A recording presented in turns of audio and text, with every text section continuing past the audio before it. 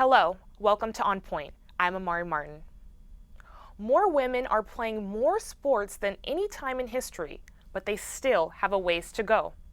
Last year, the U.S. women's national team sued the U.S. Soccer Federation for gender discrimination. The USSF claims market realities are such that women do not deserve to be paid equally to men.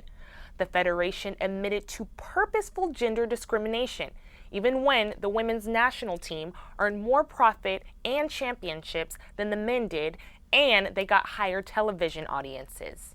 The trial is set for May in Los Angeles. Last month, the WNBA and their Players Association announced a new collective bargaining agreement specifically designed with the professional female athlete in mind. The CBA also says players will receive a 53% increase in compensation and more consideration. WNBA players who may be more than 6 feet tall will be able to fly Coach Plus, and those who are mothers will have better child care services. One key value of the late NBA legend Kobe Bryant was his dedication to women's sports. Coaching his 13-year-old daughter's basketball team, he became a key proponent for women's sports. Some believe women's representation in sports is improving, but others believe there is more work to be done. Well, I definitely think it's gotten a lot better in the last 10 years. I think 10 years ago, when you watch SportsCenter at night, the WNBA had the last 30-second clip, and the rest of it was men, 95%. So I think it's getting better, but I still don't think it's equal. We got a lot of work to do to get women on the same pedestal that the men are on. So is the market there? Yes, women want to use their bodies. They want to have agency and autonomy. We're physical creatures. So this idea that nobody wants to watch that is a myth. I don't think it's about the market at all. I think that's a real cop-out in the culture to say nobody wants this. There's a market for everything. There's a market for the Kardashians. There's a market for the millions of women, talented women who want to play sports. On Point's Brittany Smith has more on that story. Thank you, Amari. Today I'm here with CSUN student Arielle Green, who's a former basketball player at Antelope Valley College. She's also a current DJ. And we're also here with Jocelyn Castillo. She's a senior at Cal State Long Beach, and she's also a former collegiate soccer player at West Los Angeles College, and she's also a coach at Windward School in Mar Vista.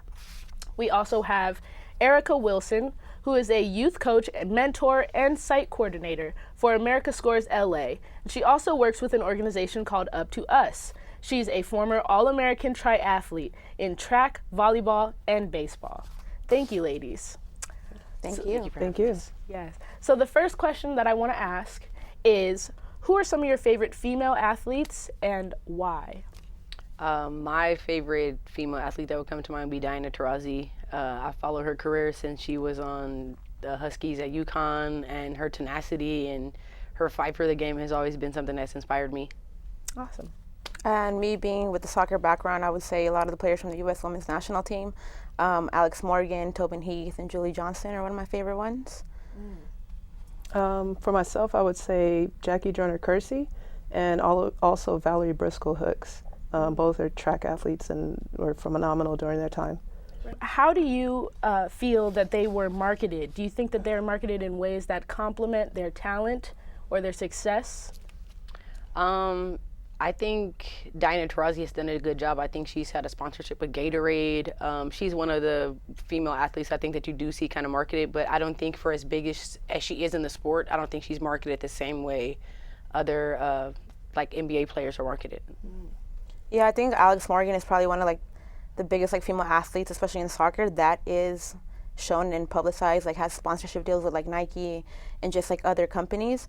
But as far as the other two, I feel they're not highly known unless you know the U.S. women's national team. But I feel everyone, when you ask them a female soccer player, everyone knows who Alex Morgan is. I think, for FloJo during her time, she wound up marketing herself with her, outfits and her hair and her nails. But, going across the board, you really don't see female track athletes being marketed or pushed forward into the public, or any female athlete in the way that, male athletes are.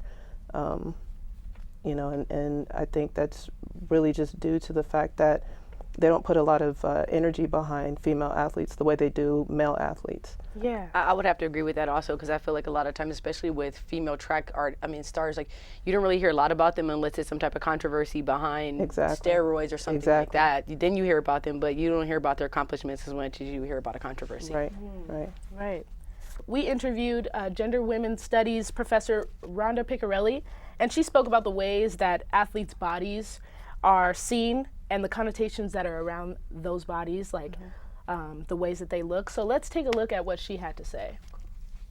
The body is not a particularly masculine thing. The body is a human entity, and we all love the way our bodies perform, whether that be about dance or whether that be about football, or golf or whatever kind of, or swimming, or the body crosses all genders and all abilities, as we see even with like the Paralympics, right? So how do you feel that male bodies are viewed in comparison to female bodies when it comes to sports?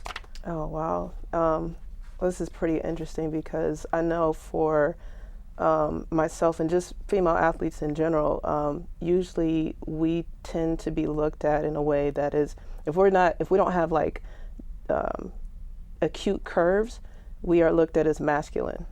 If you have any type of musculature, I know for myself, I ran track, I played basketball, and volleyball, and we were always in the gym, and my body wound up being kind of a manifestation of all that hard work. And I wasn't trying to add muscle. I wasn't trying to look masculine. This is just my body being ready to perform at any given point in time. And so there was a lot of times where I was told that I appeared masculine, not just by males, but by, women who did not compete. And when you're looking at the male body, you don't hear those type of, oh, he's too muscular, he's too, he's got too much this, he's got too much that. But you hear that a lot with female athletes, and that's very disparaging, for young female athletes that are coming up and looking at the way that, the standard, in quotations, mainstream female body is supposed to look, opposed to the female athlete, Yeah, I agree with what she said. Especially like she said, a lot of like female athletes, you're not trying to look like that way intentionally, but it's what your body needs in order to perform well in what you do. So again, like me with soccer, I know like a lot of the players, you can't tell underneath their jersey that they're muscular, but when they go out to like the ESPYs or some type of award and you see them in a dress, then you get like all the comments saying, oh, like she looks like a man, she looks like a man, but she can't perform well if she doesn't have that muscle to body someone out. I actually took Professor Picarelli's class, so I learned a lot about body politicking, and women across the board experience that heavily. For in track, I noticed that when I was in high school and I ran track, first we started off with kind of like biker shorts, and then biker shorts went from that to underwear. To briefs, yeah. And I feel like women are more sexualized in sports than men are. Like I've never seen a man kind of running in boxer briefs. I mean, like underwear kind of that the women had to wear, or even athletes like Serena Williams. Like she was just criticized for wearing an all black catsuit, and I feel like body politicking is a huge. It's a huge thing that people should be aware of and stop doing to pick apart women athletes in general. Right. And I remember like there was like I think like a few years ago too, like I had read somewhere like that the U.S. soccer president had said like, oh, maybe they should wear like shorter shorts so they could get a bigger audience.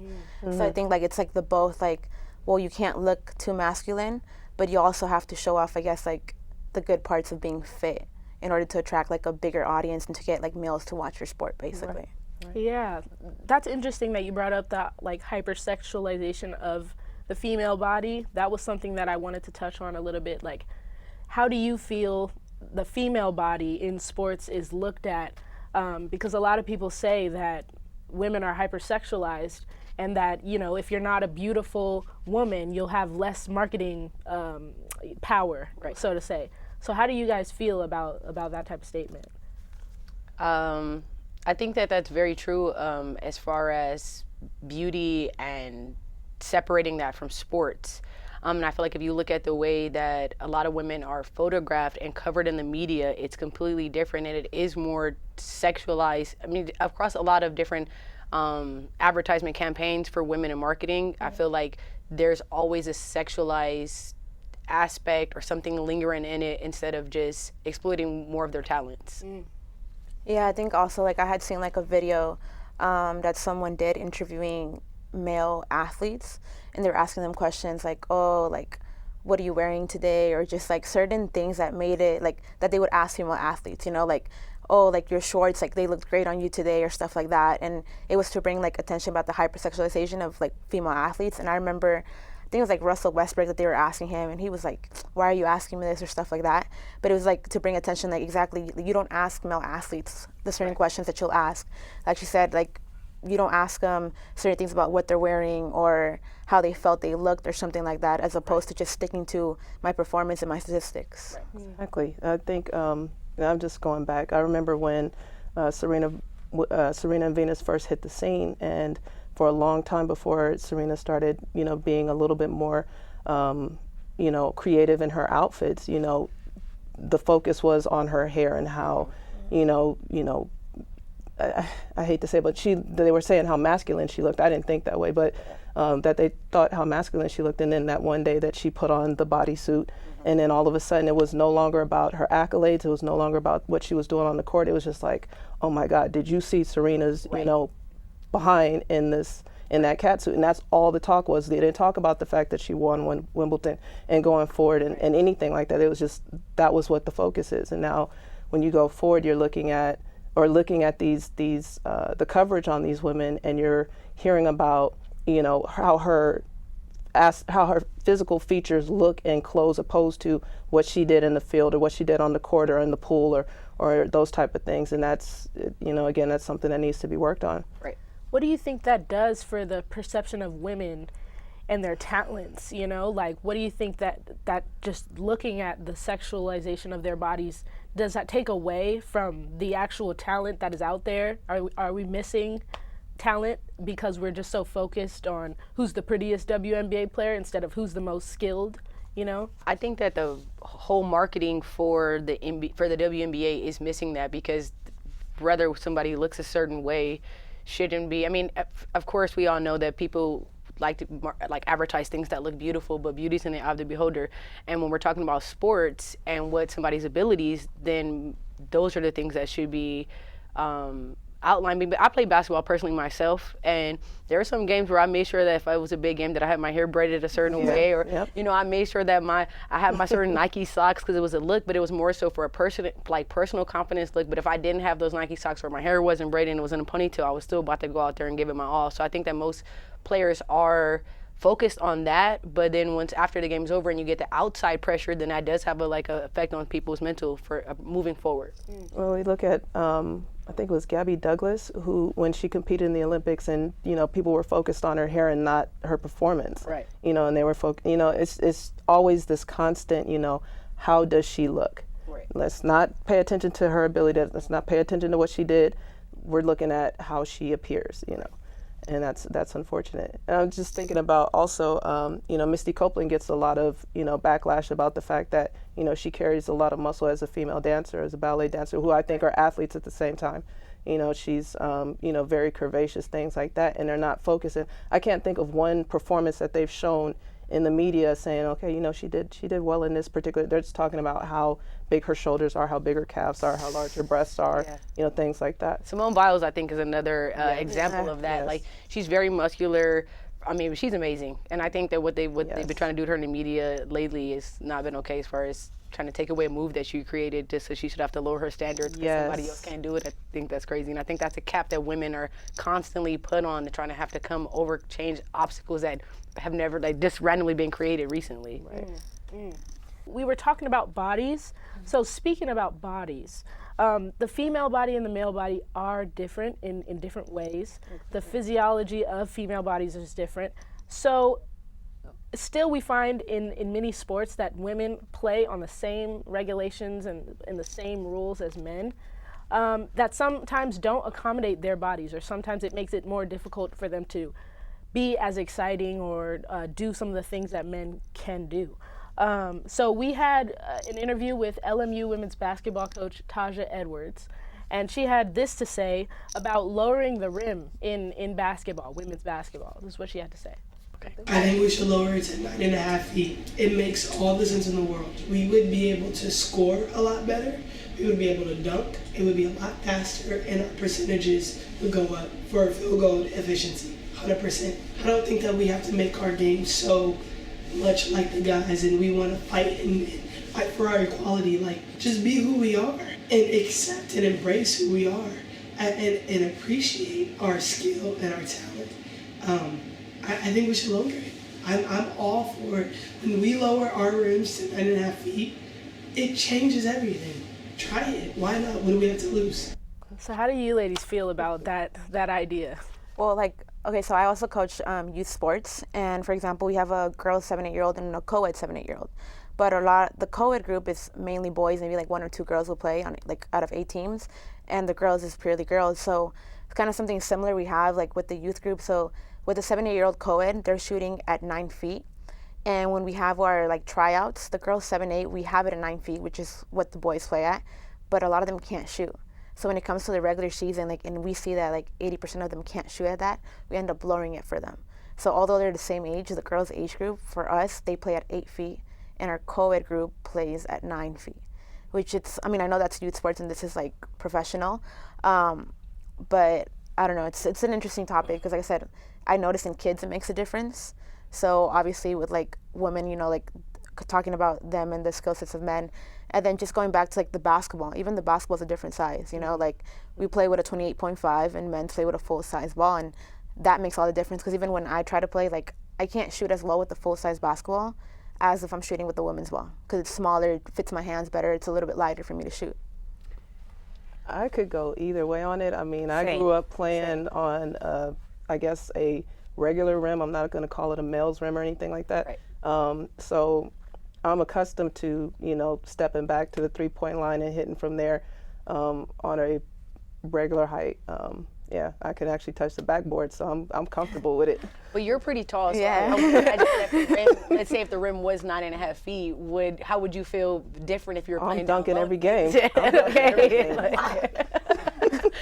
I mean, I agree with you. I have pros and cons. I read an article about it, and women on average are 7 inches shorter than men. Mm-hmm. So lowering it would make a difference. I mean, I could tap a little bit, but I want to put the whole hand on it. I don't think I would ever be able to dunk even at 9.5, to be honest. Right. But I think it would make a difference. But for somebody who kind of came up, like you said, playing basketball already, it would be different for me. Would it change the way you shoot the ball now since it's not so high? Would it change how you arc? Right. Would it change certain things as far as basketball? But I think one thing that promotes men's sports over women's sports is the ability to dunk. Like when it comes down to it, that's what people go to see. People go to see people slam dunking or slam dunk contests that women just cannot right now be a part of. Right. And then when Brittany Griner dunked for the first time, then it was kind of just like, well, she's like 7 feet, then she should dunk, right? She was completely discredited for being able to do that. So maybe if more women could do it. But then I also saw something like, would people want to pay money to come and watch something that they could dunk on themselves? Right? So a lot of people can't dunk on a 10-foot court, so it's impressive to see somebody else do it. But if you could dunk on a 8-foot court and anybody could do it, would it be that impressive? Yeah. Right. Exactly. And I think the thing is as well, if you lower, like she said, why would I want to come watch something that I can do myself, I think that takes away from the skills that a lot of these WNBA players do have, and I think just if that were to happen, I feel there'd be a lot of negative feedback coming from people oh, they had to do this in order for them to do it, I feel like the coach said though, what do they have to lose? Try something else, some type of new marketing tactic would be helpful, and if they're out there dunking and exercising raw athleticism, just like she said, I would love it. I would be there watching. I would support it. Yeah. There's other sports that have different regulations for women. Right. There's softball that has the smaller field. Right. There's golf that tees from a closer Different tee. range, yeah. So, and in volleyball even, the nets are lower for women's volleyball. So I feel like there is room for that type of adjustment, but I'm not sure how it could happen either, you know? Why do you think sports fans have been so slow to get excited about women's sports? That's kind of a broad question, but since we're talking about lowering the rim and things like that, what are some things that women's sports could do to get more fans involved or like women's sports? They need to have better marketing campaigns. I know for myself, honestly, I mean, I love the WNBA, but it wasn't around, I think I was getting ready to graduate high school when the WNBA came out, And so, but I was already a fan of basketball, and so when I tried to watch it, I mean, initially it took a minute to kind of understand what the schedule was going to be, but at the same time, it was like I never knew when stuff was happening. I never know when women are playing soccer, and I'm a soccer coach. I never know unless I just jump online. Volleyball, same thing. Track, I watched during the Olympics, and I kind of know that during this certain time they'll compete, but there's not a lot of like, you have like the Laker channel where we know this is about to happen, and you kind of get an inkling of the sparks here and there, but there's no hard like, okay, we got the U.S. women's soccer team getting ready to compete so I think they need to market a lot better. Yeah, I think like it has to do definitely with exposure, but I also think like it starts from like when you're young, like I feel like when I was little, all I knew was like men's soccer, men's basketball. And it wasn't until I got older and I'm like, oh, like there's a women's soccer team, like there's a WNBA. And I think like me as a coach, and I try to like tell my like little kids, like, hey, like tune into the game on Sunday, like the U.S. women's is going to play, or the WNBA plays this and that. And like last week, or when was it, when UCLA played the Oregon's, the Ducks, so I went to the game. And originally I was just going to take my niece and another little girl I coach. And my cousin said, oh, do you want to take Junior, who's my nephew? And at first I was like, no, I want to make it like just like a girls thing, I guess, to go watch the women's game. But then after thinking about it, I was like, I'm going to take him just to expose him to like women's basketball and show him like they're out there and they play. And, Sabrina Ionescu, who's like a hooper, like I kept telling him during the game, oh, look at number 20, look at number 20, So I think definitely like just like the exposure, and just when like you're young, being introduced to like, yeah, there's women's sports, there's women athletes. And like a lot of them don't know. Like I had a little 5-year-old that I once coached, and he said, and he doesn't know, he said, oh, you're a girl, you can't coach. But he doesn't know that, because all he knows are like boy coaches. Right. And then I had the opposite, kids that I've known since they were like 5, 6, that they're 10, 11 now, and I've always been their coach. So that's all they know, me as their coach. Right. I'm gonna take us to this next video, this last video I want to show you guys about women's empowerment and what it takes to really get to where we're trying to be with women's sports. So we spoke to Professor Picarelli one last time, and she gave us kind of a segue into how we can change where we are right now with women's sports and get the larger picture of what we can do in the future. Let's take a look. I think we all have a responsibility to be allies for marginalized and disenfranchised communities. You know what I mean?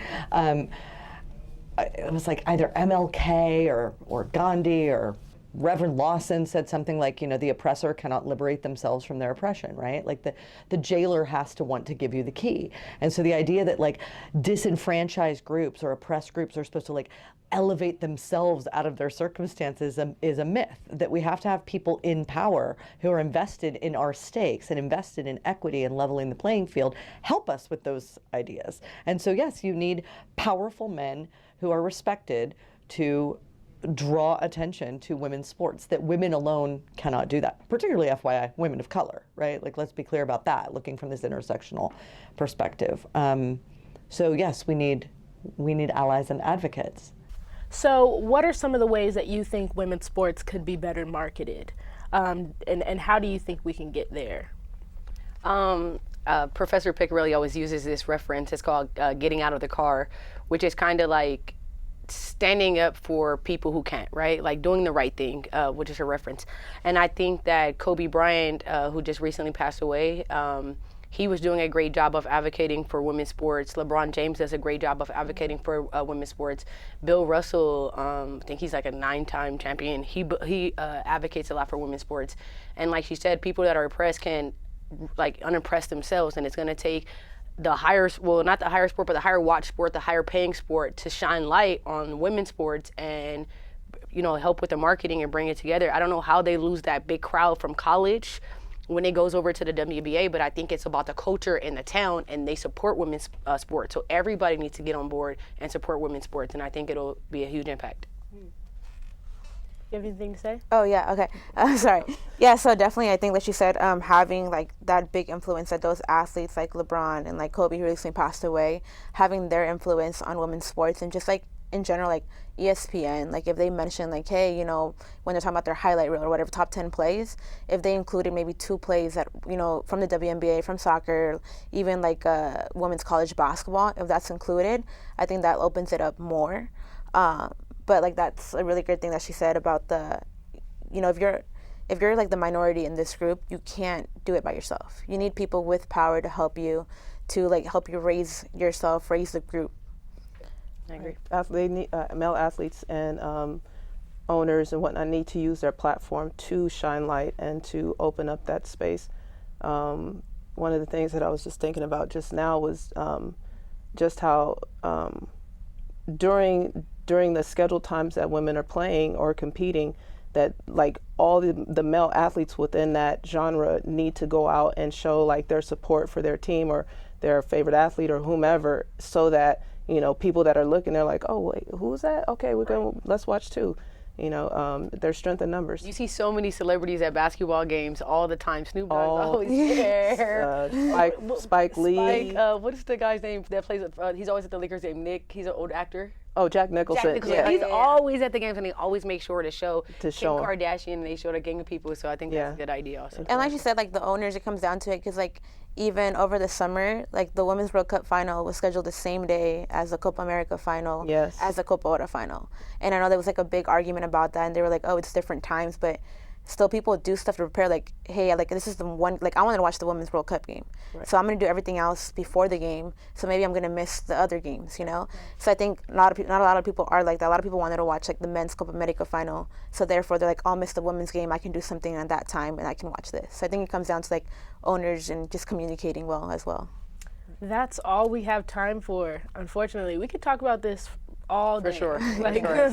But this was a great discussion. I really thank you guys for coming out and talking with me. All you ladies are really wonderful. Thank you for having us. Thank you for having us. Thank you.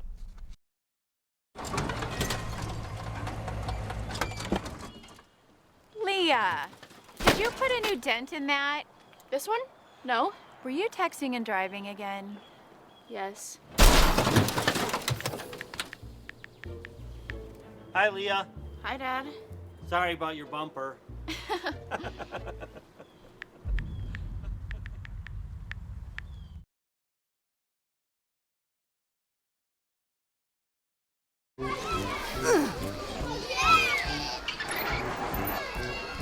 If you love them enough to crawl into a play place to get them to come down, then surely you'll check nhtsa.gov/the right seat to make sure they're in the right car seat. Thank you for watching On Point. You can follow us on social media at CSUN On Point. You can hear us on KCSN 88.5 FM on Sunday mornings at 5:30. You can watch us on Santa Clarita Valley Television on Sunday at 5 and on LA 36 at 4 on Thursday afternoons. For On Point, I'm Amari Martin.